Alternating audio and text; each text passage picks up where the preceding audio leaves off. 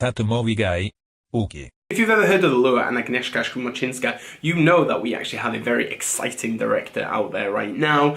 And if you haven't, if you're very interested in a Polish vampire mermaid musical, I would highly recommend it. But we were all wondering what her sophomore picture would be, and it was titled Fugue, or Fuga, as it is in Polish, and it played at the Critics' Week at Cannes last year. I don't really think that the film really got the attention that it deserved in some ways. A lot of people gave it very mixed reviews, some are very positive, and there's quite a few negatives. But regardless, quite a few people didn't even realise that her follow-up film was actually at the festival, and it seems to have sparkled across quite a few festivals, and not much buzz grew for it. Fugue follows the story of Alicia. She suffers from memory loss and has now rebuilt a life for herself and is living a very carefree life and is a free spirit. 2 years on, she is reunited with her former family, and she is now assuming her role as a wife, a mother and a daughter, and it's how she deals with this mass change in her new carefree life. Fugue is a very stripped back film. It does not necessarily have the razzmatazz and the colours and the punchy music of The Lure, but it is a very strong sophomore film from Agnieszka Szymborska, and I am adorned by it. It is something that I didn't expect from her, but I'm glad that this film will now hopefully get an audience. It's a very cold and muted film, but with a lot of self-control, and it really is a study of how femininity is stereotyped within the household, within family, within friends, and within children. And it also studies the bonds that we have within our loved ones and, well, especially our children as well.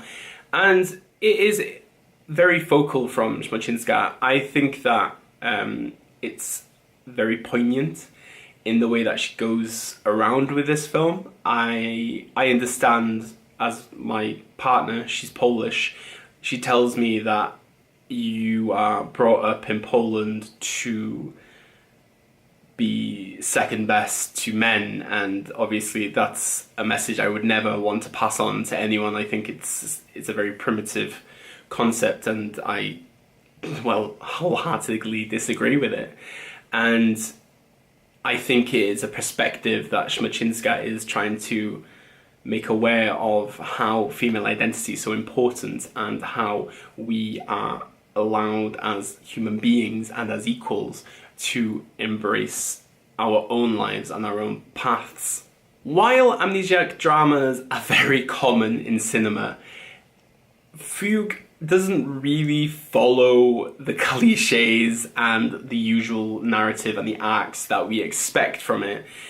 It is very well stitched together by the concept of dreams and reality combining, and this is slowly becoming a little theme, I think, in film at the moment, where I think auteurs and young filmmakers are creating this kind of concept. Like Paris est à nous, which I reviewed a while ago, does the exact same thing, and I think it is a very well calculated concept, where I think that the concept of dreams are the inner darkest thoughts of Alicia's life and how she's trying to understand and trying to figure out what on earth has happened to her.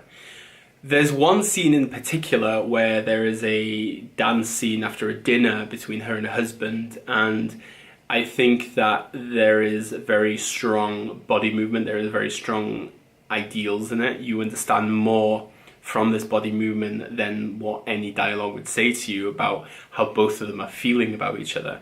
And I think it is a very well-paced scene and beautifully executed. There is a very bluish grey palette to the narrative and to the actual look of the film, and it's just to show this confused, cold state that she's in, and I must say it just looks how it should feel, and again, it just derived from that lower look, and what is exciting about Smoczynska is that she's created two very different films, but two very strong opinionated films. Smoczynska's direction is very, very strong, very precise. She takes the time with panning. She really elevates scenery with very interesting close-ups, with very interesting looking imagery. Just the way that the film is even lit and sound editing in this film is so crucial. I watched this film on my computer, unfortunately, but I have a decent speaker,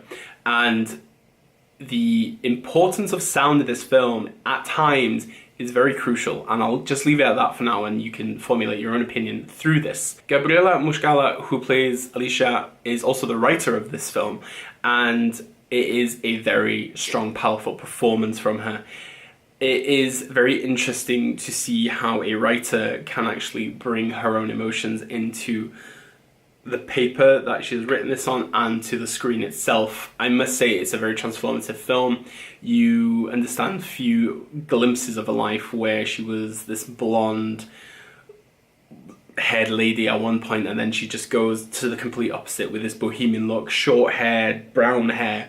And I think that the costume look of Alicia is very important to understanding how much of an outsider she is, even though it's within the confines of her original life.